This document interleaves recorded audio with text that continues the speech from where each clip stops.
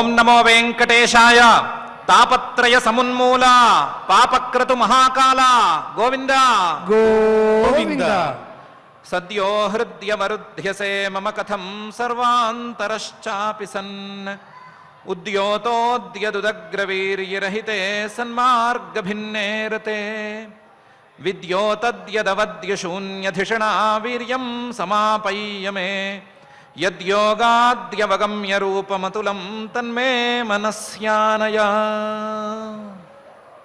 అని నిత్యశుద్ధ బుద్ధముక్త స్వభావుడైనటువంటి శ్రీ వెంకటేశ్వర స్వామి వారిని మనసులో కొలువై ఉండవలసిందిగా ప్రార్థించుకుంటూ శ్రీమద్భాగవత అనేటువంటి మహాగ్రంథం యొక్క అధ్యయనాన్ని ఈ శుభ సాయంకాల వేళ మనం ప్రారంభించుకుందాము.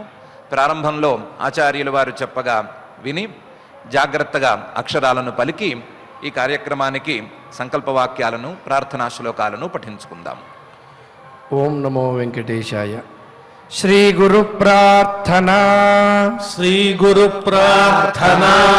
గురుర్బ్రహ్మా గురుర్విష్ణుః గురుర్బ్రహ్మా గురుర్విష్ణుః గురుర్దేవో మహేశ్వరః గురుర్దేవో మహేశ్వరః గురుః సాక్షాత్ పరం బ్రహ్మ గురుః సాక్షాత్ పరం బ్రహ్మ తస్మై శ్రీ గురవే నమః. తస్మై శ్రీ గురవే నమః. శ్రీనివాస ప్రార్థనా. శ్రీనివాస ప్రార్థనా. ఓం నమో వెంకటేశాయ. ఓం నమో వెంకటేశాయ. శేషాద్రినిలయాయ చ శేషాద్రినిలయాయ చ వృషదృగ్గోచరాయాథ వృషదృగ్గోచరాయాథ విష్ణవే సతతం నమః. విష్ణవే సతతం నమః. అథ సంకల్పః. అథ సంకల్పః. శ్రీమదాదివరాహ క్షేత్రే శ్రీమదాదివరాహ క్షేత్రే విరాజమానస్య విరాజమానస్య నిత్యశుద్ధ నిత్యశుద్ధ బుద్ధముక్త బుద్ధముక్త స్వభావస్య స్వభావస్య లీలాగృహీత విగ్రహస్య లీలాగృహీత విగ్రహస్య శ్రీ పద్మావతీ జానేః శ్రీ పద్మావతీ జానేః అనుగ్రహేణ అనుగ్రహేణ అస్మాకం అస్మాకం సర్వేషాం సర్వేషాం బుద్ధిశుద్ధ్యర్థం బుద్ధిశుద్ధ్యర్థం విద్యాభివృద్ధ్యర్థం విద్యాభివృద్ధ్యర్థం భక్తి జ్ఞాన వైరాగ్యాది భక్తి జ్ఞాన వైరాగ్యాది తదనుకూల తదనుకూల సర్వసంపత్ సమృద్ధ్యర్థం సర్వసంపత్ సమృద్ధ్యర్థం శ్రీ పరమేశ్వర ప్రీత్యర్థం శ్రీ పరమేశ్వర ప్రీత్యర్థం శ్రీమద్భాగవత పాఠం శ్రీమద్భాగవత పాఠం కరిష్యామహే.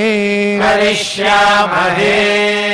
అస్య అస్య శ్రీమద్భాగవత స్తోత్ర శ్రీమద్భాగవత స్తోత్ర మహామంత్రస్య మహామంత్రస్య నారద ఋషిః నారద ఋషిః బృహతి ఛందః బృహతి ఛందః శ్రీకృష్ణః పరమాత్మా దేవత శ్రీకృష్ణః పరమాత్మా దేవత బ్రహ్మ బీజం బ్రహ్మ బీజం భక్తిశక్తిః భక్తిశక్తిః జ్ఞాన వైరాగ్యే కీలకం జ్ఞాన వైరాగ్యే కీలకం అస్మాకం అస్మాకం శ్రీమద్భగవత్ ప్రసాద సిద్ధ్యర్థే శ్రీమద్భగవత ప్రసాద సిద్ధ్యర్థే పాఠే వినియోగః పాఠే వినియోగః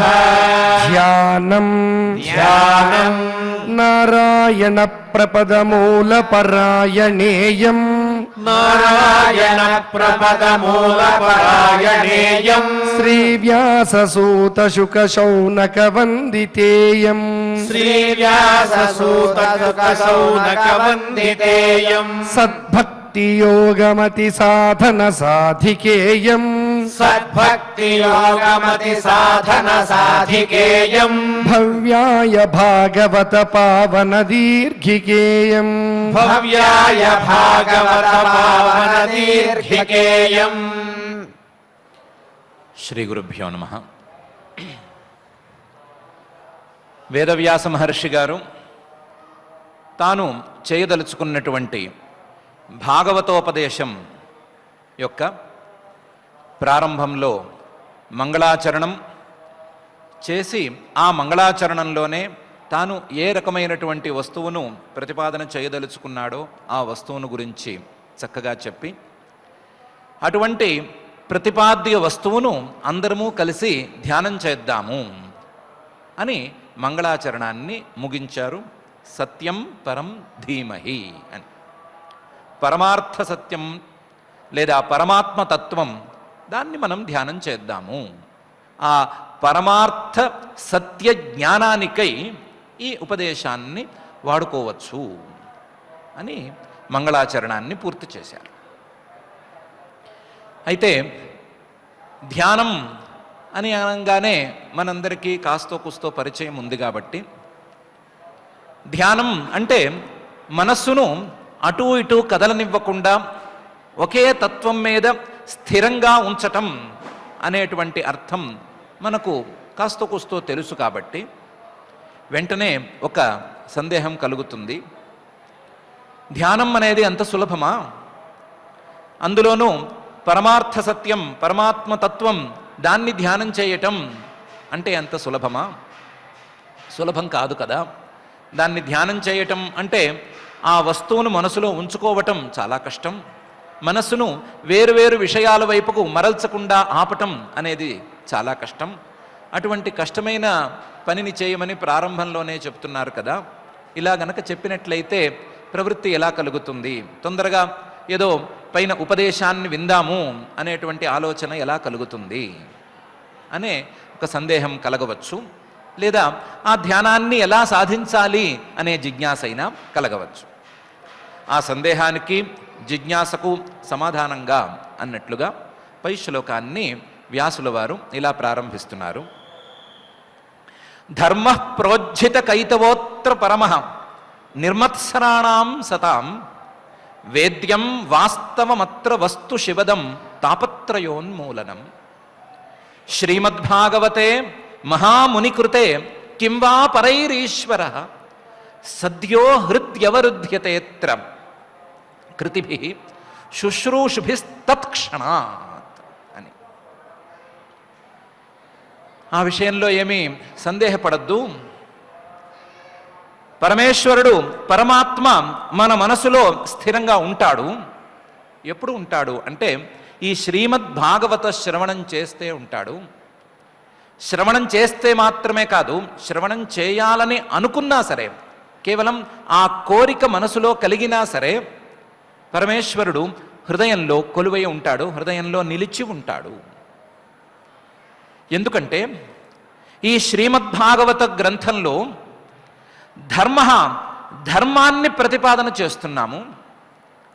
ధర్మం అంటే మామూలుగా అందరికీ తెలిసినట్లుగా వేదంలో ప్రతిపాద్యమానంగా ఉండే మానవులందరూ పాటించి తీరవలసినటువంటి ధర్మం, మానవులందరూ చేసి తీరవలసినటువంటి క్రియ అనేటువంటి అర్థంతో మాత్రమే కాదు, దానికంటే ఒక్క అడుగు ముందుకు కూడా ఉంది.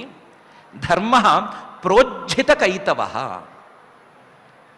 ఏ రకమైనటువంటి ఫలాభిసంధి లేకుండా, ఏ రకమైనటువంటి ఫలితం మీద ఆశ లేకుండా చేయవలసినటువంటి కర్తవ్యాన్ని ఈ మహాభాగవత గ్రంథంలో చూపించబోతున్నాము. ధర్మ ప్రోజ్జిత కైతవః. అత్ర ఎప్పుడైతే ధర్మానికి ఫలితం మీద ఆసక్తి లేని స్థితి అనేది ఏర్పడుతుందో అప్పుడు ఆ ధర్మం పరమధర్మంగా పరిగణించబడుతుంది. కాబట్టి ధర్మ ప్రోజ్జిత కైతవోత్ర పరమ. అత్ర ఈ భాగవత గ్రంథంలో పరమధర్మాన్ని గురించి ఉపదేశం చేస్తున్నాము. ఆ పరమధర్మాన్ని గనక సరిగ్గా పట్టుకోగలిగినట్లయితే మనసులోని మాత్సర్యాది దోషాలన్నీ తొలగిపోతాయి.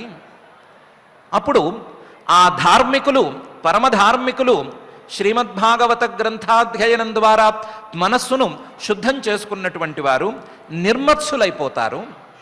నిర్మత్సరంగా ఉండి ఆ నిర్మత్సర్యం చేత, మత్సరం అంటే ఇతరుల మీద అసూయ, ద్వేషము లాంటి భావాలు, ఇలాంటి భావాలు లేని స్థితిని సాధించటం వలన వారు సత్పురుషులవుతారు.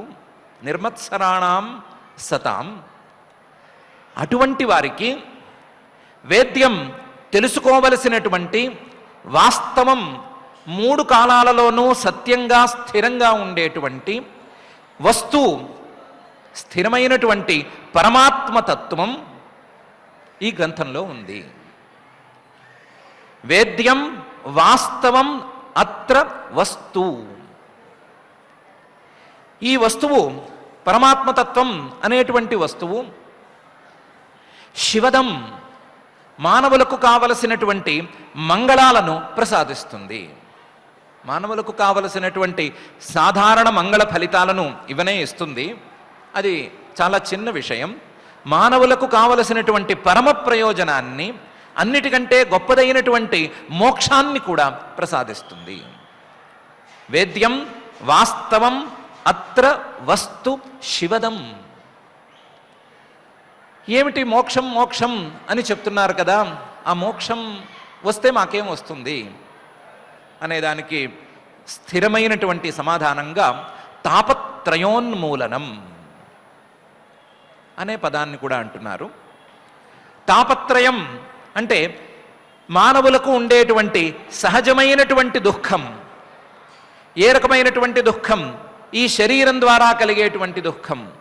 ఈ శరీరం కంటే భిన్నంగా ఉండేటువంటి పంచభూతాల ద్వారా కలిగేటువంటి దుఃఖం. ఈ శరీరము పంచభూతాలు కాకుండా కనిపించనటువంటి కారణాల వలన కలిగేటువంటి దుఃఖం. తాపత్రయం అనే పేరుతో ప్రసిద్ధమైనటువంటి దుఃఖం. ఆధ్యాత్మిక, ఆది భౌతిక, ఆది దైవిక దుఃఖాలుగా చెప్పబడేటువంటి దుఃఖం.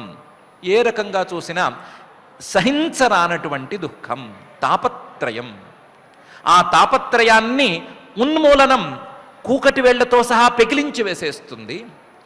అటువంటి శివదం, దుఃఖ సంస్పర్శమే లేకుండా, దుఃఖంతో సంబంధమే లేకుండా చేయగలిగినటువంటి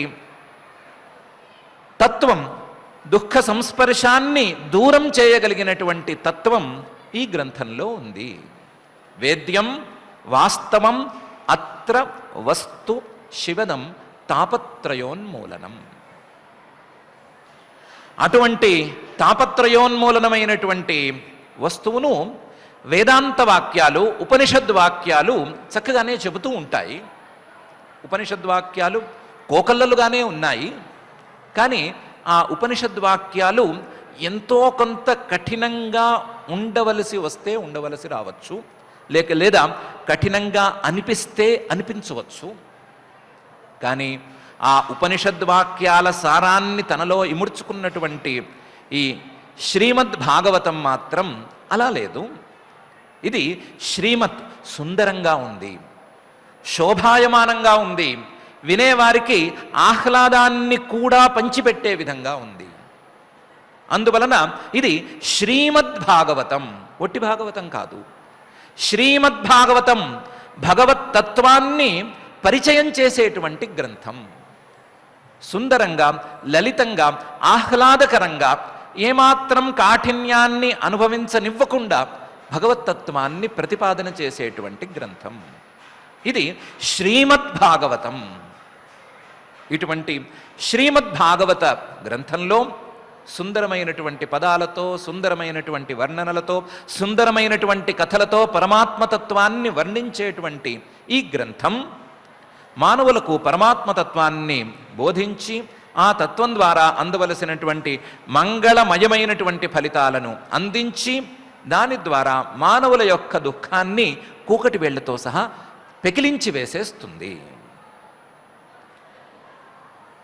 సరేనండి, ఇలాంటి భాగవత గ్రంథం లేదా ఇలాంటి భాగవత ఉపదేశం ద్వారా ఇలాంటి ఫలితాన్ని ఎవరైనా పొందినట్లుగా మనకేమైనా ఆనవాళ్ళు ఉన్నాయా అంటే అడగక్కర్లేదు. మహామునికృతే.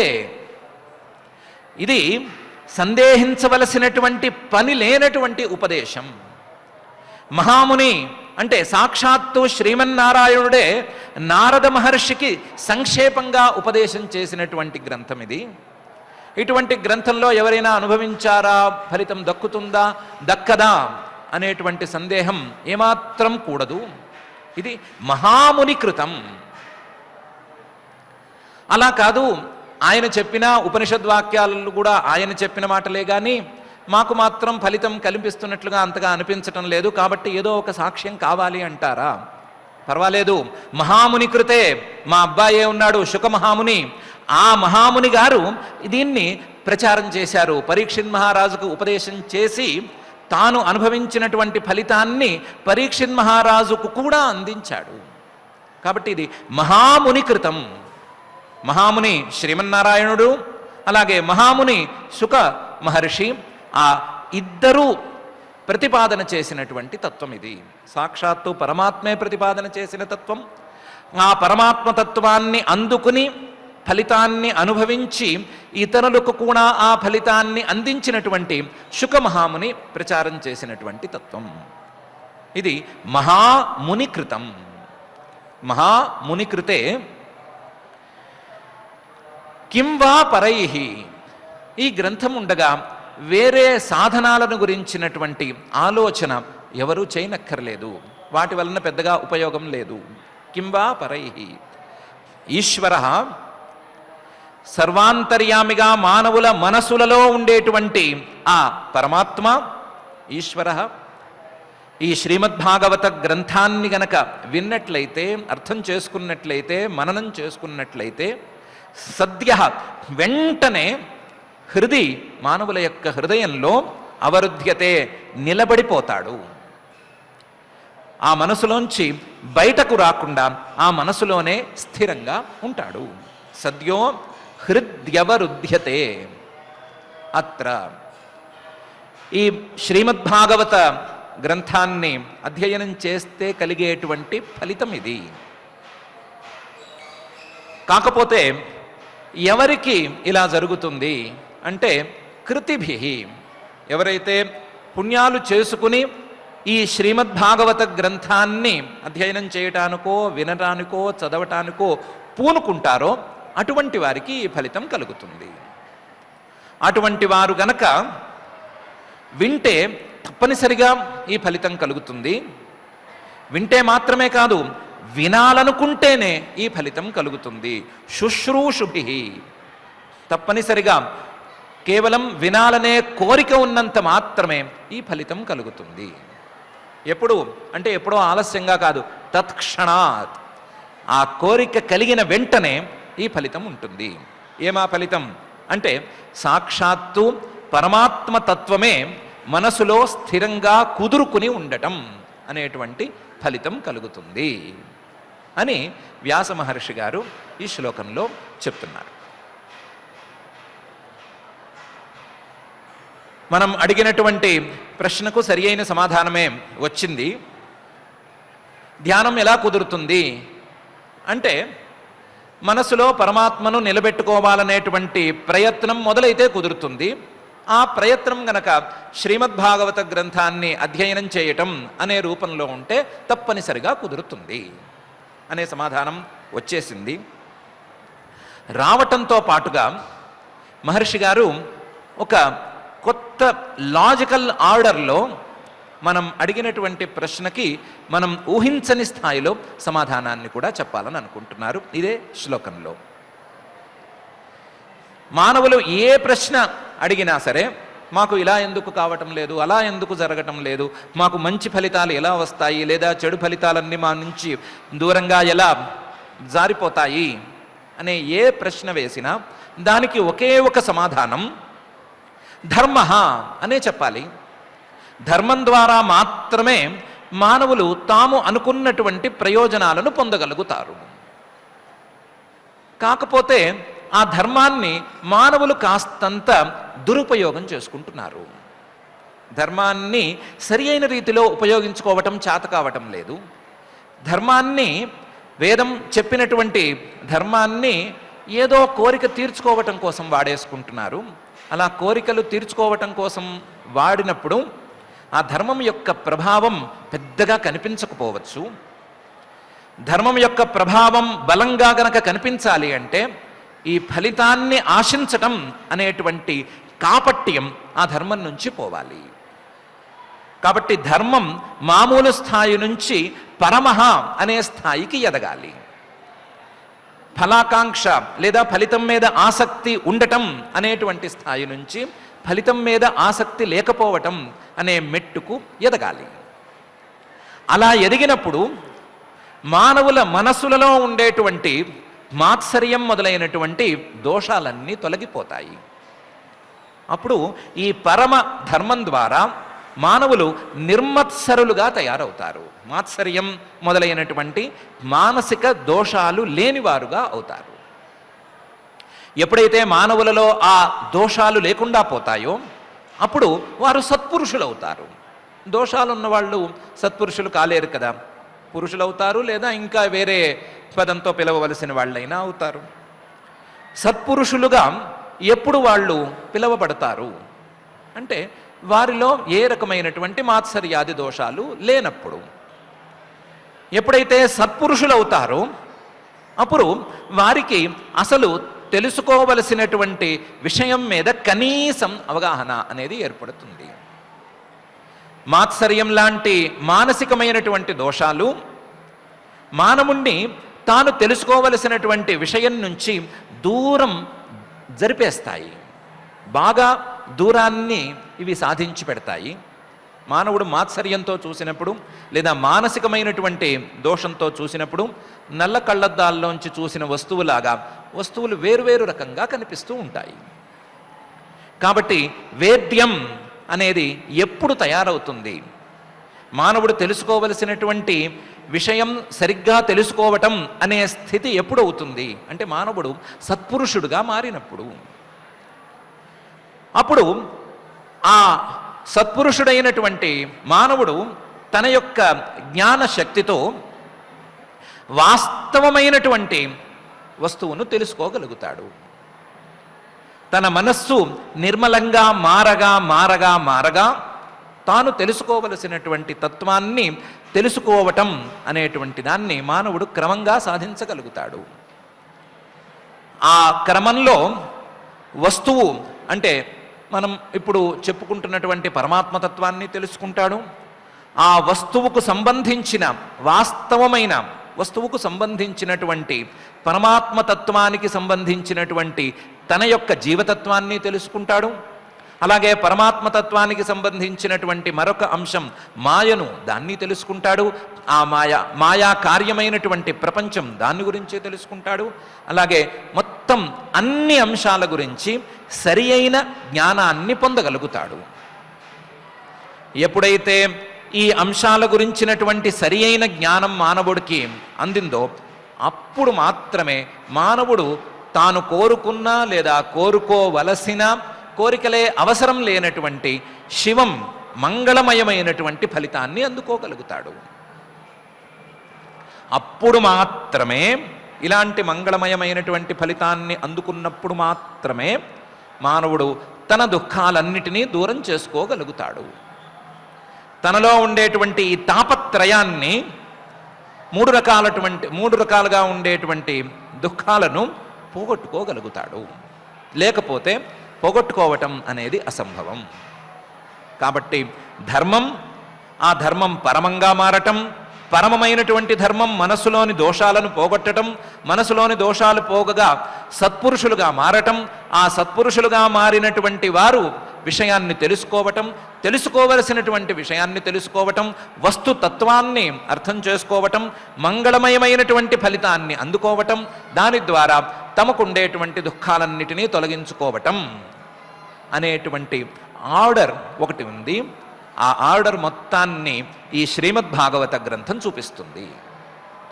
ఈ శ్రీమద్భాగవత గ్రంథం సుందరమైనటువంటి లలితమైనటువంటి ఈ గ్రంథం ఈ ఆర్డర్ని చూపించి మానవులకు కష్టాలను పోగొడుతుంది, కష్టాలన్నిటినీ తీరుస్తుంది అని మహర్షి గారు చక్కగానే చెప్తున్నారు. ఇందులో ప్రమాణం ఏమిటి అంటే, ప్రమాణం గురించి ప్రశ్నించవలసిందేముంది? ఒకటి, సాక్షాత్తు శ్రీమన్నారాయణుడు మహాముని ఆయనే నారదుడికి ఉపదేశం చేయగా ఈ గ్రంథం బయటకు వచ్చింది కదా విస్తర రూపంగా. కాబట్టి ఈ అంశంలో పెద్దగా ప్రశ్నించుకోవలసింది లేదు. ఒకవేళ గనక సాక్ష్యమే కావాలి అంటే మా అబ్బాయే ఉన్నాడు శుక మహర్షి, ఆయన్నే సాక్ష్యంగా తీసుకోవచ్చు. మహాముని కృతం ఇది.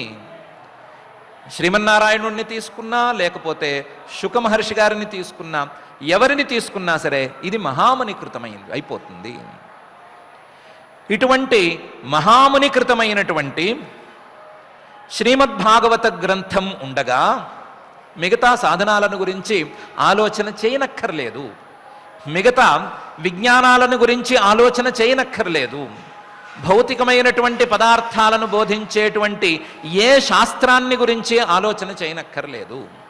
కింవా పరైహి, ఆ శాస్త్రాలు కావచ్చు, ఆ విజ్ఞానాలు కావచ్చు, ఆ సాధనాలు కావచ్చు, పరమాత్మను తీసుకొచ్చి మనసులో నిలబెడతాయా అని అడిగితే నిలబెట్టలేవు కదా. నిలబెట్టలేనప్పుడు ఆ శాస్త్రాల వలన ప్రయోజనం ఉంటే ఉండొచ్చు కాక అది తాత్కాలికమైన ప్రయోజనమే కావచ్చు, లేకపోతే చాలా తక్కువ స్థాయి ప్రయోజనమైనా కావచ్చు. అటువంటి వాటితో మనకు పెద్దగా పని లేదు. ఈశ్వరుణ్ణి సాక్షాత్తుగా హృదయంలో అట్టిపెట్టేటువంటి ఈ శ్రీమద్భాగవతం గ్రంథమే అన్నిటికంటే సర్వోత్తమం, అన్నిటికంటే ఉత్తమమైనటువంటి గ్రంథం. ఈ భాగవత గ్రంథంలో ఉండేటువంటి మరొక విశేషం, ఈ భాగవతాన్ని వినాలి అని కోరుకున్నంత మాత్రానే ఈ ప్రయోజనం లభిస్తుంది. శుశ్రూషుభి తత్క్షణాత్, తత్క్షణాత్ ఆ క్షణంలోనే కోరిక కలిగితేనే ఇదంతా తీరిపోతుంది. కాకపోతే ప్రొవైడెడ్ దట్ వాళ్ళు కృతులై ఉండాలి. కృతులు అంటే ఇప్పటికే చాలా పుణ్యాలు చేసుకుని ఉండాలి. ఆ పుణ్యాలు చేసుకోవటం ద్వారా ఈ శ్రీమద్భాగవత గ్రంథాన్ని వినటం అనేది వాళ్ళకి తటస్థించాలి. తటస్థించినా సరే వినాలనే కోరిక వారిలో కలగాలి. ఇలా కలిగినప్పుడు ఈశ్వరుడు తప్పనిసరిగా వారి హృదయాలలో నిలబడతాడు. ఎందుకంటే ఇది గ్రంథం యొక్క మాహాత్మ్యం అని మహర్షి గారు చక్కగానే చెప్తున్నారు. కండిషన్ జాగ్రత్తగానే పెట్టారు. ఎవరికి వారికి కోరిక కలగవలసిందే. ఇలా కోరుకోమని ఎవరు బలవంత పెట్టలేరు. పరమాత్మ నా హృదయంలో కొలువై ఉండాలి అనే కోరిక ఎవరికైనా కలగాలి. దానికోసం చేయవలసిన పనిని కనీస స్థాయిలోనైనా సరే నేను చేయాలి అనే కోరికైనా సరే ఎవరికైనా కలగవలసిందే. ఆ కోరిక కలిగితే తీర్చడానికి ఈ శ్రీమద్భాగవతం అనేటువంటి గ్రంథం సిద్ధంగా ఉంది అని స్పష్టంగానే చెప్తున్నారు.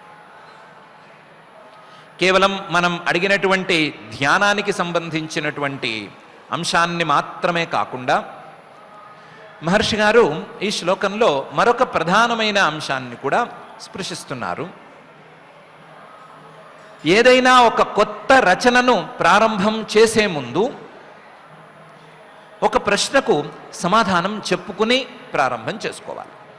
ఏ కొత్త రచన అయినా సరే ఒక ప్రశ్నకు సమాధానం చెప్పి ప్రారంభం చేసుకోవాలి. అదేం ప్రశ్న అంటే, నువ్వు కొత్తగా ఎందుకు మొదలు పెడుతున్నావు అనే ప్రశ్న. ఇంతకు ముందు ఉన్న రచనలు నువ్వు అనుకున్నటువంటి ఈ ప్రయోజనాన్ని సాధించలేకపోతాయా? కొత్తగా నువ్వెందుకు రాస్తున్నావు? కొత్తగా నువ్వు రాయవలసిన అవసరం ఏమొచ్చింది? కొత్తగా నీవు ఉపదేశం చేయవలసిన అవసరం ఏమొచ్చింది? ఎన్నెన్నో గ్రంథాలు ఎన్నెన్నో ఉండగా నువ్వెందుకు కొత్తగా ఈ ఉపదేశాన్ని లేదా ఈ రచనను ప్రారంభిస్తున్నావు అనేటువంటి ప్రశ్నకు సమాధానం చెప్పి రచనను ప్రారంభించాలి. దీన్ని శాస్త్రీయ పరిభాషలో అగతార్థత్వం అని అంటారు. ఈ రచన మాత్రమే చేయగలిగినటువంటి ఒక ప్రత్యేకమైన ప్రయోజనాన్ని సాధించి తీరాలి. ఈ రచన ద్వారా లేదా ఈ ఉపదేశం ద్వారా మాత్రమే ఆ ప్రయోజనం సిద్ధించాలి. వేరే ఏ రచన వలన లేదా వేరే ఏ ఉపదేశం వలన ఆ ప్రయోజనం అందకూడదు. అలాంటి పరిస్థితి ఉన్నప్పుడు మాత్రమే రచనలను ప్రారంభించాలి. అంతే తప్ప పైన మన పేరు వేసుకోవాలి కదా, వేసుకుంటే బాగుంటుంది చూసుకోవటానికి అనే కారణంతో రచనలను ప్రారంభించకూడదు అని శాస్త్రీయమైనటువంటి నియమం. ఆ నియమాన్ని ఇక్కడ మహర్షి గారు చూపిస్తున్నారు. ఏమని చూపిస్తున్నారు? మిగతా రచనలలో రచనతో సంబంధం లేనటువంటి వేదాన్ని గురించి మాట్లాడట్లేదు. మిగతా రచనలలో ఇలాంటి విశేషం లేదు. మిగతా రచనలలో ఒకవేళ చూపిస్తే ధర్మాన్ని కాస్తంత చూపించవచ్చు, కానీ పరమధర్మాన్ని చూపించలేవు. ఒకవేళ పరమధర్మాన్ని చూపిస్తే చూపించవచ్చు, కానీ ఆ రచనలు సుందరంగా ఉంటాయి అనేటువంటి నియమం లేదు. సుందరంగా ఉంటే ఉండవచ్చు, కానీ పరమధర్మాన్ని బోధిస్తే బోధించవచ్చు, కానీ అన్నీ ఉంటే ఉండవచ్చు, కానీ ఆ రచనలను విన్నంత మాత్రాన ఈశ్వరుడు మనసులో నిలబడతాడు అని చెప్పటానికి వీల్లేదు. ఒకవేళ దాన్ని కూడా ఎంతో కొంత ఇటు అటుగా కాస్త సాధిస్తే సాధించవచ్చు, కానీ వినాలి అనే కోరిక మొదలైన క్షణమే పరమాత్మను తీసుకొచ్చి మనసులలో నిలబెట్టడం అనేది ఏ రచనకు సాధ్యం కాదు. ఇది కేవలం శ్రీమద్భాగవతానికి మాత్రమే ప్రత్యేకం. ఎందుకు శ్రీమద్భాగవతానికి మాత్రమే ఈ ప్రత్యేకత అంటే మహాముని కృతం. నారాయణుడు ఉపదేశించింది, శుకమహాముని ప్రచారం చేసింది కాబట్టి ఈ ప్రత్యేకత, ఈ ప్రయోజనం, ఈ ప్రత్యేకత మరే రచనలోనూ కానరాదు. కాబట్టి కొత్తగా రచన చేయటానికి అసలైన కారణం ఉంది. మిగతా రచనలు అసంపూర్ణంగా ఉంటే ఉంటాయి, కొన్ని సంపూర్ణంగా ఉన్నా కఠినంగా ఉంటే ఉంటాయి. కఠినంగా ఉన్నా చెప్పవలసినటువంటి అంశాన్ని సరిగ్గా చెప్పలేకపోవచ్చు. ఆ చెప్పలేకపోవటం ద్వారా రచనలో ఉండేటువంటి న్యూనత ద్వారా అర్థం చేసుకునే వాళ్ళు సరిగ్గా అర్థం చేసుకోలేకపోవచ్చు, ఆ తత్వాన్ని మనసులో ఉంచుకోలేకపోవచ్చు. కానీ ఈ శ్రీమద్భాగవతం అనేటువంటి రచనలో, మహామునికృతమైనటువంటి ఈ రచనలో ఈ లోపాలు ఏవీ లేవు. ఈ లోపాలు లేని పరిశుద్ధమైన పరిపూర్ణమైనటువంటి రచన ఇది. కాబట్టి దీన్ని ప్రత్యేకించి ప్రారంభించటానికి కారణం ఉంది అని కూడా మహర్షి గారు ఈ శ్లోకంలో చెప్తున్నారు. భౌతికమైనటువంటి శాస్త్రాలు కావచ్చు, లేదా పరమాత్మతత్వాన్ని బోధించాలి అనే తపన పడేటువంటి కొన్ని గ్రంథాలు కావచ్చు, వాటన్నిటికంటే ఇది చాలా చాలా చాలా పై స్థాయి ఉత్తమమైనటువంటి రచన అని ఈ శ్లోకంలో మహర్షి గారు చెప్తున్నారు. ధర్మ ప్రోజ్జిత కైతవోత్ర పరమ నిర్మత్సరాణం సతాం వేద్యం వాస్తవమత్ర వస్తు శివదం తాపత్రయోన్మూలనం. శ్రీమద్భాగవతే మహామునికృతే కింవా పరైరీశ్వర సద్యో హృద్యవరుధ్యతేత్ర కృతిభి శుశ్రూషుభి తత్క్షణాత్ అని. ఇలా శ్రీమద్భాగవతం అనేటువంటి గ్రంథాన్ని పరిచయం చేసి, ఈ గ్రంథంలో ప్రతిపాద్యమైనటువంటి వస్తువు యొక్క గొప్పదనాన్ని కూడా ఇదే శ్లోకంలో పరిచయం చేసినటువంటి మహర్షి గారు ఇంత మాత్రంతో ఈ గ్రంథం యొక్క మాహాత్మ్యాన్ని మనం చెప్పి పూర్తి చేయలేము. ఇంకా కూడా ఈ మాహాత్మ్యాన్ని చెప్పాలి, గ్రంథం యొక్క మాహాత్మ్యాన్ని చెప్పాలి. ఆ మాహాత్మ్యాన్ని చెప్పినంత మాత్రాన మానవులు దీన్ని అందుకోవాలి అని తపన పడాలి. అలా తపన పడేలా దీనికి ఉన్న మాహాత్మ్యాన్ని చెప్పాలి అనే అభిప్రాయంతో పై శ్లోకాన్ని ప్రారంభిస్తున్నారు. నిగమకల్పతరోర్గళితం ఫలం శుఖముఖాదమృతద్రవ సంయుతం పిబత భాగవతం రసం ఆలయం ముహురహో రసికా భువి భావుకాః అని. అయ్యా చాలా అదృష్టం మీది. మీ అదృష్టం వలన ఈ శ్రీమద్భాగవతం అనేటువంటి ఒక మహాఫలం ఈ భూమిలో పడింది, ఈ భూమిలో దొరుకుతోంది. అది ఎలాంటిది అంటే నిగమ కల్పతరోర్గలితం. నిగమాలు అంటే వేదాలు, వేదాలు అనబడేటువంటి కల్పవృక్షం నుండి ఈ ఫలం కిందకు జారిపడింది. శ్రీమద్భాగవతం అనేటువంటి పండు వేదాలు అనేటువంటి కల్పవృక్షం నుండి కింద పడి ఉంది. నిగమ కల్పతరోర్గలితం. ఫలం ఇది అందుకోవలసినటువంటి పండు. ఇంతేకాదు శుకముఖాత్ అమృతద్రవ సంయుతం. ఇది శుక మహాముని ద్వారా, శుక మహాముని యొక్క ముఖం ద్వారా బయటకు వచ్చినటువంటి పండు. శుకముఖాత్. ఎలాంటి పండు? అమృతద్రవ సంయుతం.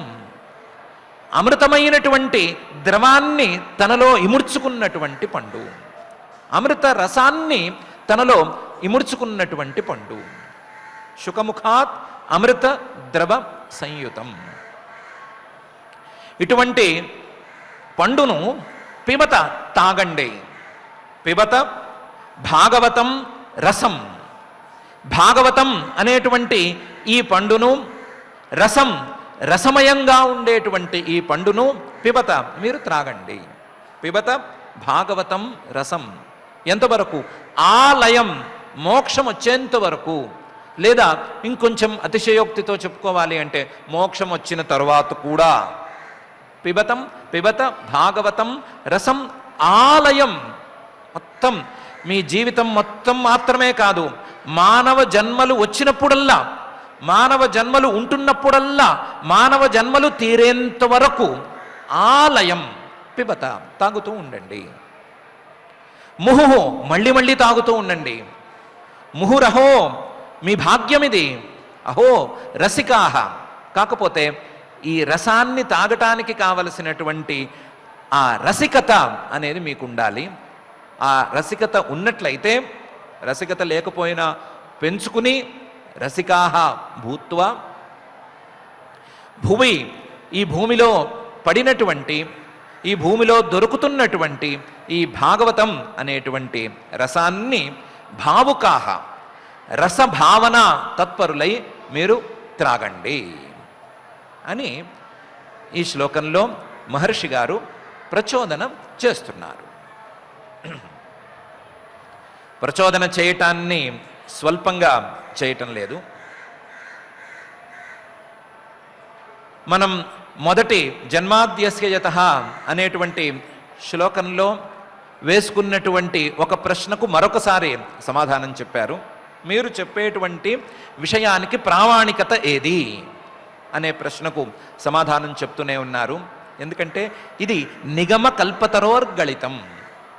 ఇది వేదాల యొక్క సారం. ఇది వేదాల సారం కాబట్టి, వేదాలు బోధించేటువంటి ధర్మాలలో కల్లా ఉత్తమమైనటువంటి పరమధర్మాన్ని బోధించేటువంటి గ్రంథం కాబట్టి, ఆ వేదాలు కల్పవృక్షం లాంటి వేదాలు, కోరిన కోరికలన్నీ తీర్చగలిగినటువంటి సాధనాలను ఉపదేశం చేసేటువంటి వేదాలు, సారభూతంగా పరమధర్మంగా చెప్పినటువంటి ధర్మాన్ని బోధించే గ్రంథం ఇది కాబట్టి ఇది నిగమ కల్పతరోర్గళితం.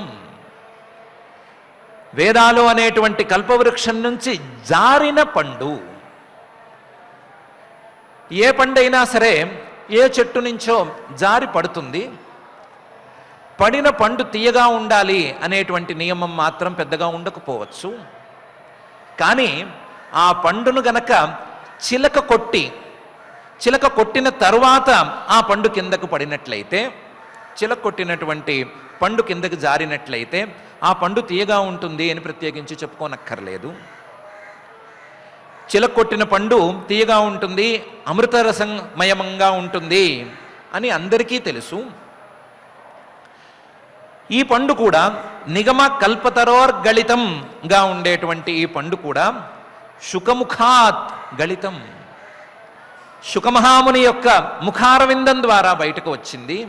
కాబట్టి చిలక కొట్టినటువంటి పండు ఎంత తీయగా ఉంటుందో అంతకంటే ఎక్కువగా మా అబ్బాయి శుకుడు, శ్రీ శుకుడు, ఆయన చెప్పినటువంటి భాగవత ఫలం తీయగా ఉంటుంది. ఎందుకంటే చిలక కొట్టినటువంటి పండు కేవలం తీపిని మాత్రమే కలిగి ఉంటుంది.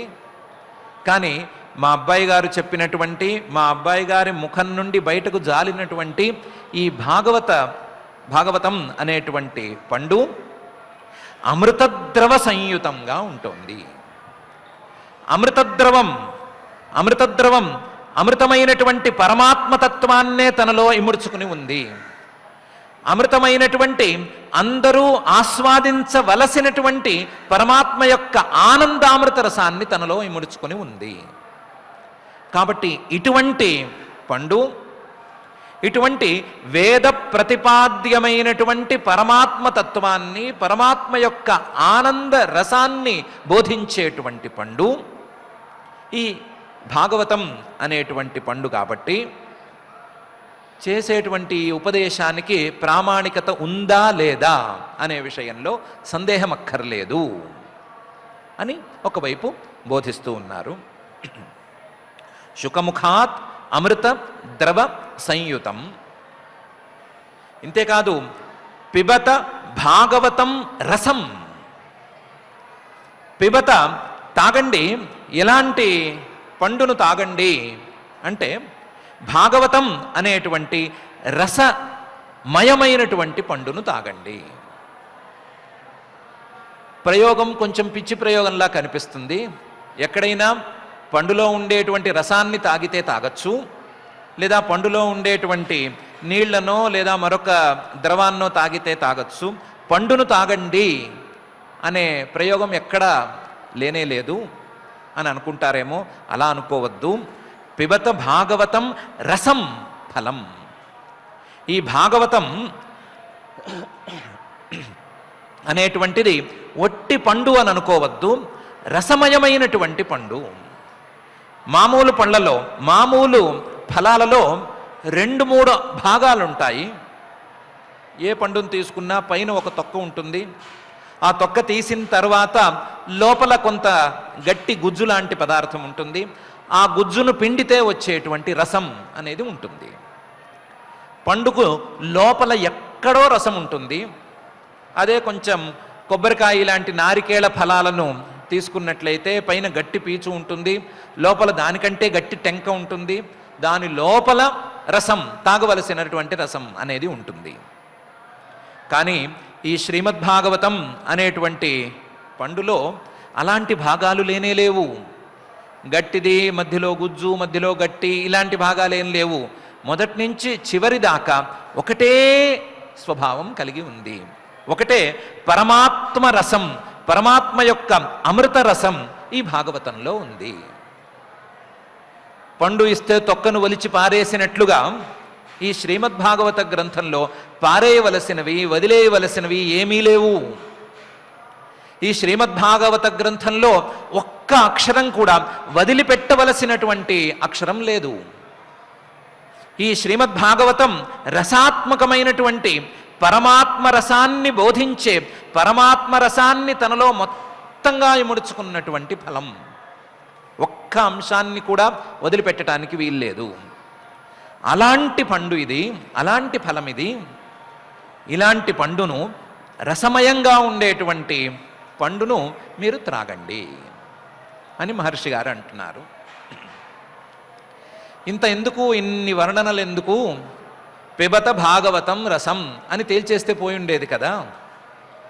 పిబత భాగవతం రసం అని అంటే వాక్యం కూడా సింపుల్గా ఉంది, అర్థమైపోతుంది.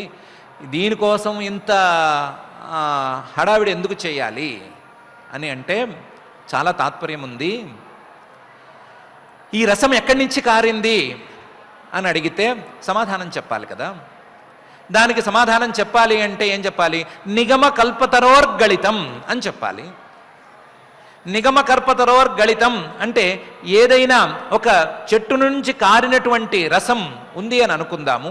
అది గనక కిందకి జారిపోతే కింద మట్టిలో పడి మట్టి పాలైపోతుంది, దాన్ని ఎవరూ తీసుకోలేరు. అదే గనక అది పండు రూపంలో గనక ఉన్నట్లయితే అది కిందకి పడ్డా సరే సేఫ్గా ఉంటుంది. సేఫ్గా ఉన్నప్పుడు ఎవరైనా దాన్ని తీసుకుని దాన్ని అనుభవించగలరు, దానిలో ఉండేటువంటి రసాస్వాదన చేయగలరు. అందువలన రసం అని మాత్రమే చెప్పుకున్నట్లయితే అది కిందకి జారిపోయింది, భూమిలో కలిసిపోయింది, మట్టిలో కలిసిపోయింది, సరిగ్గా అందటం లేదు అనేటువంటి ప్రశ్న కలగవచ్చు. అలా కలగకూడదు. ఈ రసం దొరుకుతోంది, చేతికి అందుతోంది. ఎలా అందుతోంది? ఒక పండు అందినట్లుగా అందుతోంది. కానీ అదే సమయంలో పండు తొక్క వలిచి పారేసినట్లుగా పారేసే అవకాశం లేకుండా ఉంది. ప్రతి అంశము మనం తీసుకోవలసినటువంటి అంశంగానే ఉంది. ప్రతి అక్షరము మనం పలకవలసిన లేదా పలికి మనసులో ఉంచవలసినటువంటి అక్షరంగా ఉంది.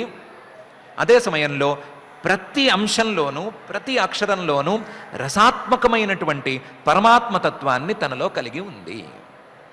అందువలన రసం ఫలం అనే 2 పదాలను పెట్టాను. ప్రమాణమేది అనే ప్రశ్నకు సమాధానం కూడా ఇందులోనే రావాలి. దీంట్లో రసాత్మకమైనటువంటి పరమాత్మతత్వం ప్రతిపాద్యంగా ఉంది అనే విషయం కూడా రావాలి. 2 కలిసి రావటానికి ఫలం రసం అనే 2 పదాలను పెట్టాను అని మహర్షి గారు అంటున్నారు. అయితే రసాత్మకం ఫలం, ఏదో ఫలాత్మకం రసం, ఇవన్నీ బాగానే ఉన్నాయి. ఈ పదాలనే ఎందుకు ఉంచారు? ఫలం రసం అనే 2 పదాలను మాత్రమే ఎందుకు తీసుకున్నారు? వేరే పదాలను ఎందుకు తీసుకోలేదు అని మనం అడిగితే మహర్షి గారు సమాధానం ఇలా చెప్తారు. మానవులు అందుకోవలసినటువంటి ఫలం ఇది, మానవులు సాధించి తీరవలసినటువంటి ఫలితం ఇది అని చెప్పటానికి ఫలం అనే పదాన్ని వాడాను. మానవులు అనుభవించేటువంటి ఆనందాలకు మూలమైనటువంటి ఆనందం రసోవై సహ రసజ్ఞహ్యేవాయం లబ్ధ్వానందీ భవతి అని తైత్రీయ వాక్యం చెప్పినటువంటి రసస్వరూపం ఇది అని చెప్పటానికి రసః అనే పదాన్ని వాడాను. మానవులు సాధించవలసినటువంటి ఫలితం కాబట్టి ఇది ఫలం, మానవులు అనుభవించేటువంటి ఆనందాలకు పరమమూలమైనటువంటి ఆనందం కాబట్టి ఇది రసం. ఇలాంటి రసము ఫలముగా ఉండేటువంటి తత్వాన్ని మానవులు తెలుసుకోవాలి, తెలుసుకొని సాధించాలి, సాధించి అనుభవించాలి అనేటువంటి భావనతో రసం ఫలం అనే పదప్రయోగం చేశాను అని మహర్షి గారు మనకు చెప్తారు. ఇలాంటి రసాత్మకమైనటువంటి ఫలాన్ని ఎంతవరకు తినాలి, ఎంతవరకు దీన్ని తాగాలి అంటే ఆలయం లయించిపోయేంత వరకు, మానవ జన్మ పూర్తయిపోయేంత వరకు, మానవ జన్మలు పూర్తయిపోయేంత వరకు, మానవ జన్మలు పూర్తయి మానవుడు మోక్షాన్ని అందుకునేంత వరకు ఈ భాగవతాన్ని పట్టుకుని వెళ్ళాడచ్చు, ఏమీ తప్పులేదు. ఈ భాగవతాన్ని నిరంతరం ఆస్వాదించవచ్చు, నిరంతరం ఆస్వాదించాలి.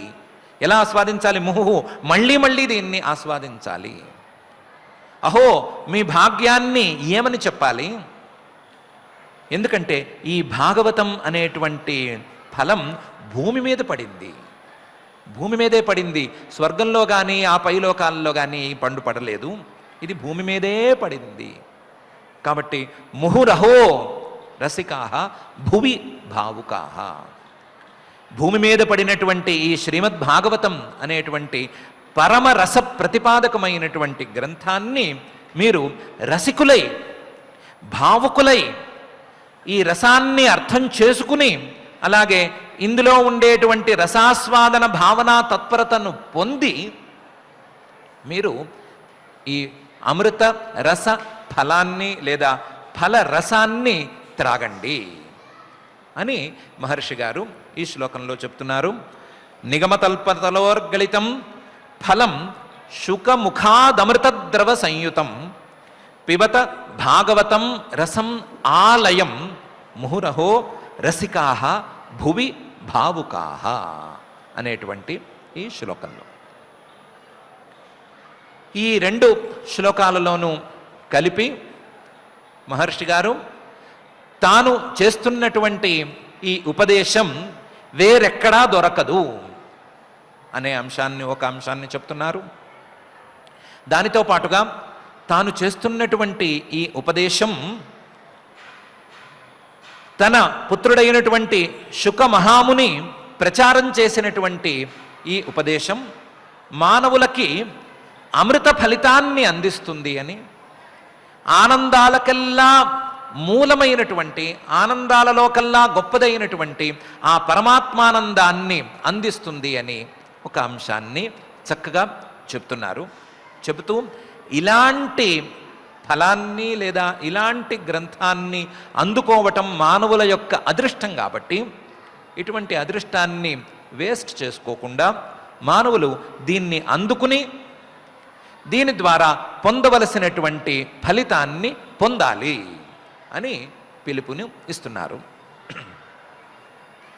పిలుపుని అందరితో పాటు మనం కూడా అందుకున్నాం కాబట్టి ఆ పిలుపును అందుకోవటంతో ఆగిపోకుండా మహర్షి గారు చెప్పినటువంటి ఈ ఉపదేశాన్ని సరి అయిన రీతిలో అర్థం చేసుకుంటూ, సరి అయిన రీతిలో ఈ శ్రీమద్భాగవత గ్రంథం యొక్క అధ్యయనాన్ని చేసుకుంటూ, ఈ శ్రీమద్భాగవత గ్రంథం ప్రతిపాదన చేసేటువంటి పరమాత్మ తత్వాన్ని తెలుసుకునేటువంటి ప్రయత్నం, ఆ ప్రయత్నాలలో ప్రాథమిక ప్రయత్నం వినాలనేటువంటి కోరికను పెంచుకోవటం, వినాలనేటువంటి తపనను అందుకోవటం, ఆ తపన ద్వారా విని అర్థం చేసుకుని దీన్ని మనసులో ఉంచుకుని పరమాత్మతత్వాన్ని హృదయంలో నిలబెట్టుకునేందుకు ప్రయత్నం చేసుకోవటం అనే తీరులో మనం కూడా సాధిద్దాము. మహర్షి గారి పిలుపును సరి అయిన రీతిలో అందుకుందాము. ఆ పిలుపు అందుకునే రీతిని సరి అయిన రీతిలో మనకు అందించవలసిందిగా ఆ నిత్యశుద్ధ బుద్ధముక్త స్వభావుడైనటువంటి శ్రీ వెంకటేశ్వర స్వామి వారిని భక్తిగా ప్రార్థించుకుందాము. ఆ ప్రార్థనతో ఈరోజు ఈ ప్రథమాధ్యాయ పారాయణ కార్యక్రమాన్ని ప్రారంభించుకుందాం. అథ శ్రీమద్భాగవతే మహాపురాణే పారమహంస్యాం సంహితాయాం ప్రథమస్కంధే ప్రథమోऽధ్యాయః జన్మాద్యస్య యతోऽన్వయాత్ ఇతరతశ్చ అర్ధేష్వభిజ్ఞస్వరాట్ తేనే బ్రహ్మహృదాయ ఆదికవయే ముహ్యంతి యత్సూరయః తేజో వారి మృదాం యథా వినిమయో యత్ర త్రిసర్గో మృషా ధామ్నా స్వేన సదా నిరస్తకుహకం సత్యం పరం ధీమహి ధర్మః ప్రోజ్झितकैतवोऽत्र పరమో నిర్మత్సరాణాం సతాం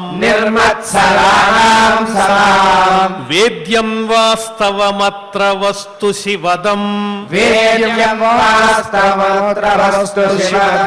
తాపత్రయోన్మూలనం శ్రీమద్భాగవతే మహాముని కృతే కిం వా పరైరీశ్వరః సద్యో హృద్యవరుధ్యతేత్ర కృతిభిః శుశ్రూషుభిస్తత్క్షణాత్ నిగమకల్పతరోర్గళితం ఫలం సుఖముఖాదమృతద్రవ సంయుతం పిబత భాగవతం రసమాలయం ముహురహో రసికా భువి భావుకాః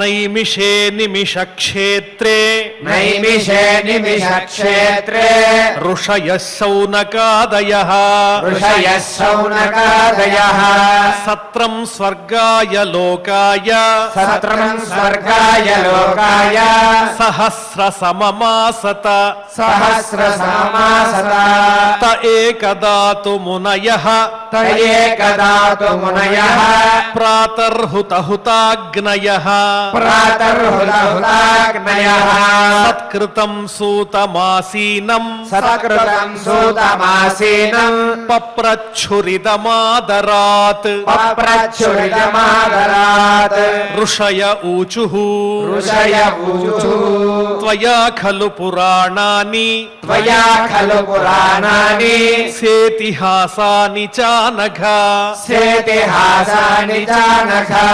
आख्यातान्यप्यधीतानि आख्यातान्यप्यधीतानि धर्मशास्त्राणि यान्युत धर्मशास्त्राणि यान्युत यानि वेदविदां श्रेष्ठो यानि वेदविदां श्रेष्ठो भगवान् बादरायणः भगवान् बादरायणः अन्ये च मुनयः सूत अन्ये च मुनयः सूत परावरविदो विदुः परावरविदो विदुः वेत्थत्वं सौम्य तत्सर्वं वेत्तत्त्वं सौम्य तत्सर्वं तत्त्वतस्तदनुग्रहात् तत्त्वतस्तदनुग्रहात् ब्रूयुस्निग्धस्य शिष्यस्य ब्रूयुस्निग्धस्य शिष्यस्य गुरवो गुह्यमप्युत गुरवो गुह्यमप्युत तत्र तत्राञ्जसायुष्मन् तत्र तत्राञ्जसायुष्मन् भवता यद्विनिश्चितम् भवता यद्विनिश्चितम् पुंसामेकान्ततः श्रेयः पुंसामेकान्ततः श्रेयः तन्न शंसितुमर्हसि तन्न शंसितुमर्हसि प्रायेणाल्पायुषः सभ्य प्रायेणाल्पायुषः सभ्य कलावस्मिन् युगे जनाः कलावस्मिन् युगे जनाः मन्दाः सुमन्दमतयो मन्दाः सुमन्दमतयो मन्दभाग्याः ह्युपद्रुताः मन्दभाग्या ह्युपद्रुताः भूरीणि भूरि कर्माणि भूरीणि भूरि कर्माणि श्रोतव्यानि विभागशः श्रोतव्यानि विभागशः अतः साधोऽत्र यत्सारम् अतः साधोऽत्र यत्सारम् समुद्धृत्य मनीषया समुद्धृत्य मनीषया ब्रूहि न श्रद्दधानानाम् ब्रूहि न श्रद्धधानानाम् येनात्मा सम्प्रसीदति येनात्मा सम्प्रसीदति सूतजानासि भद्रन्ते सूत जानासि भद्रन्ते भगवान् सात्वतां पतिः भगवान् सात्वतां पतिः देवक्यां वसुदेवस्य देवक्यां वसुदेवस्य जातो यस्य चिकीर्षया जातो यस्य चिकीर्षया तन्नः शुश्रूषमाणानाम् तन्नः शुश्रूषमाणानाम् अर्हस्यङ्गानुवर्णितुम् अर्हस्यङ्गानुवर्णितुम् यस्यावतारो भूतानाम् यस्यावतारो भूतानाम् क्षेमाय च भवाय च क्षेमाय च भवाय च आपन्नः संसृतिम् घोराम् आपन्नः संस्कृतिम् घोराम् यन्नाम विवशो गृणन् यन्नाम विवशो गृणन् ततः सद्यो विमुच्येत ततः सद्यो विमुच्येत यद्बिभेति स्वयं भयम् यद्बिभेति स्वयं भयम् यत्पादसंश्रयाः सूत यत्पादसंश्रयाः सूत मुनयः प्रशमायनाः मुनयः प्रशमायनाः सद्यः पुनन्त्युपस्पृष्टाः सद्यः पुनन्त्युपस्पृष्टाः स्वर्धुन्यापोऽनुसेवया स्वध्वन्यापोऽनुसेवया को वा भगवतस्तस्य को वा भगवतस्तस्य पुण्यश्लोकेऽद्य कर्मणः पुण्यश्लोकेऽध्यकर्मणः शुद्धिकामो न शृणुयात् शुद्धिकामो न शृणुयात् यशः कलिमलापहम् यशः कलिमलापहम् तस्य कर्माण्युदाराणि तस्य कर्माण्युदाराणि परिगीतानि सूरिभिः परिगीतानि सूरिभिः ब्रूहि न श्रद्दधानानाम् ब्रूहि न श्रद्दधानानाम् लीलया दधतः कलाः लीलया दधतः कलाः अथाख्याहि हरेर्धीमन् अथाख्याहि हरेर्धीमन् अवतारकथाः शुभाः अवतारकथाः शुभाः लीला विदधतः स्वैरम् लीला विदधतः स्वैरम् ईश्वरस्यात्ममायया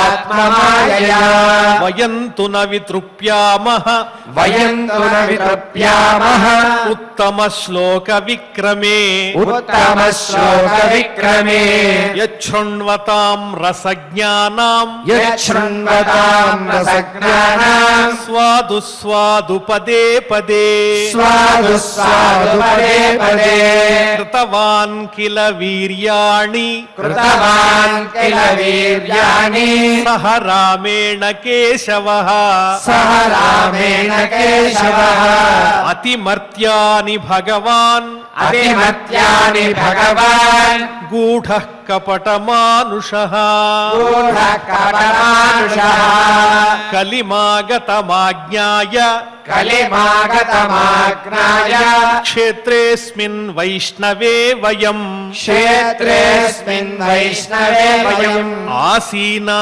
दीर्घसत्रेण आसीना दीर्घसत्रेण कथायां सक्षणा हरेः कथायाम् सक्षणा हरेः त्वन्नः सन्दर्शितो धात्रा त्वमन्नः सन्दर्शितो धात्रा दुस्तरं निस्तितीर्षताम् दुस्तरम् निस्तितीर्षताम् कलिं सत्त्वहरं पुंसाम् कलिम् सत्त्वहरम् पुंसा कर्णधार इवार्णवम् कर्णधार इवार्णवम् ब्रूहि योगेश्वरे कृष्णे ब्रूहि योगेश्वरे कृष्णे ब्रह्मण्ये धर्मवर्मणि ब्रह्मण्ये धर्मवर्मणि स्वां काष्ठामधुनोपेते स्वाङ्काष्ठामधुनोपेते धर्मः कं शरणं गतः धर्मः कम् शरणम् गतः इति श्रीमद्भागवते इति श्रीमद्भागवते महापुराणे महापुराणे पारमहंस्यां संहितायां पारमहंस्याम् संहितायाम् प्रथमस्कन्धे प्रथमस्कन्धे प्रथमोऽध्यायः प्रथमोऽध्यायः ఓం నమో వెంకటేశాయ. ఇంతవరకు భాగవత రసాస్వాదన కార్యక్రమాన్ని గావించాం. ఇప్పుడు తాళ్లపాక అన్నమాచార్యులు అందించినటువంటి అని ఆనతిచ్చే అనేటువంటి అద్భుతమైనటువంటి సంకీర్తనని అన్నమాచార్య ప్రాజెక్ట్ కళాకారులు శ్రీ లోకనాథరెడ్డి గారు వారి బృందం ఆలపించగా ఆలకిద్దాం, స్వామి సేవలో తరిద్దాం. ఓం నమో వెంకటేశాయ.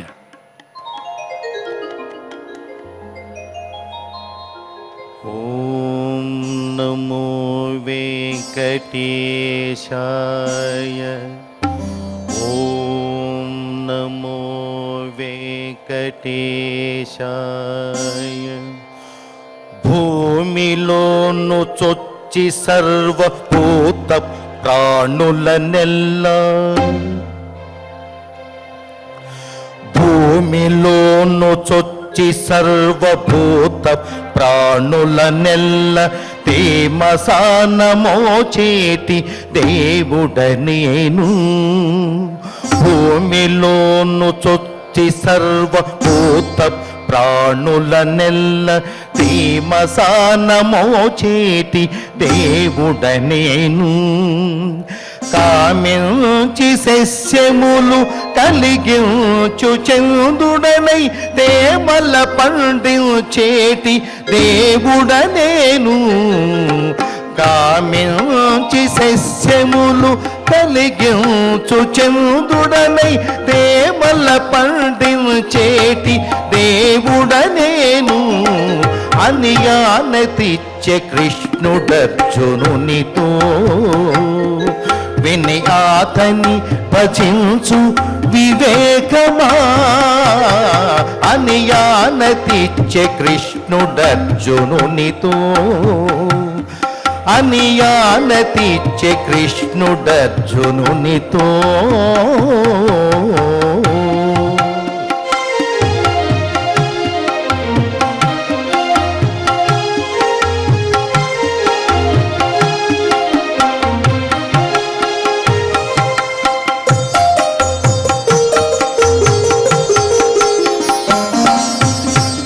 దీపనాగ్నినై జీవ దేహముల అన్నములు దీపనాగ్నినై జీవ దేహముల అన్నములు దీపుల నరగించేటి దేవుడనేను దీపనాగ్నినై జీవ దేహముల అన్నములు దీపుల నరగించేటి దేవుడనేను ఏ పునయిందరిలోని హృదయములోనను ఏ పుననిందరిలోని హృదయములోనను దీపిల్తు తలపు మరపై దేవుడనేను ఏ పునయిందరిలోన హృదయములోనను దీపిల్తు తలపు మరపై దేవుడనేను అని ఆనతిచ్చే కృష్ణుడర్జునునితో అని ఆనతిచ్చే కృష్ణుడర్జునునితో విని అతని భజించు వివేకమా అని ఆనతిచ్చే కృష్ణుడర్జునునితో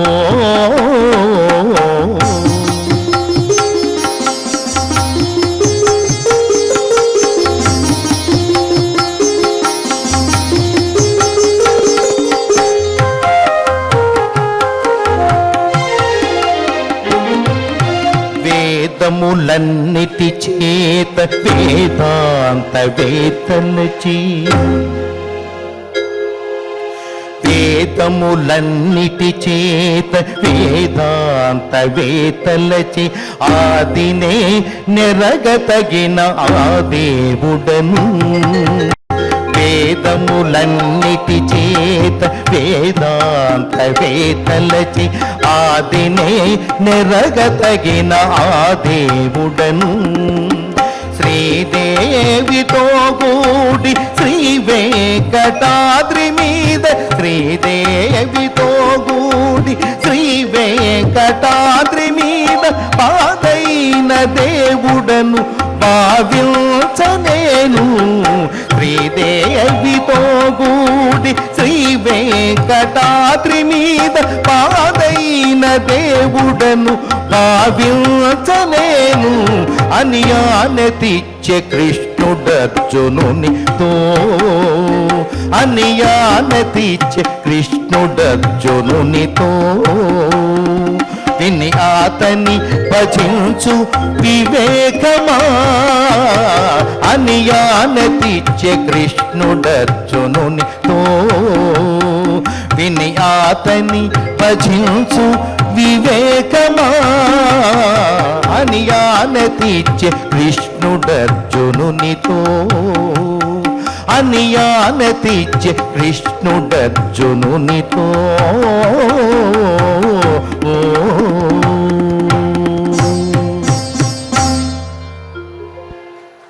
ఓం నమో వెంకటేశాయ.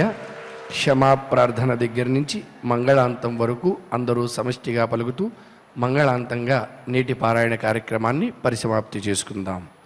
అథ క్షమా ప్రార్థన.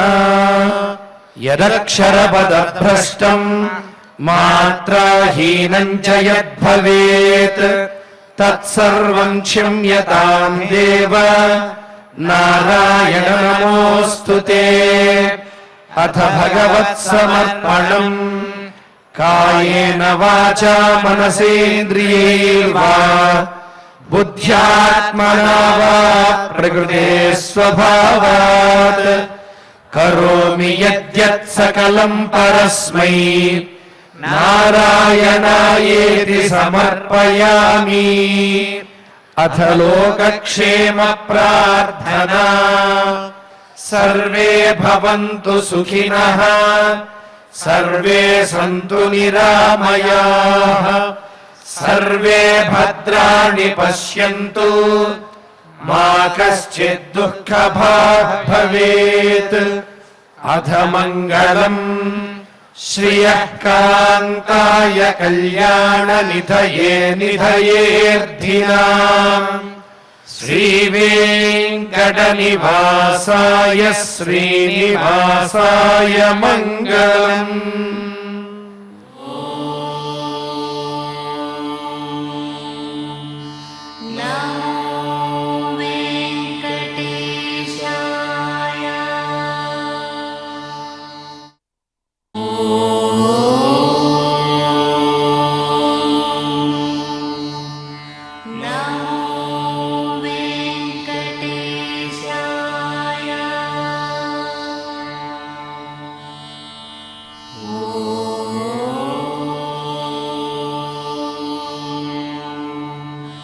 No.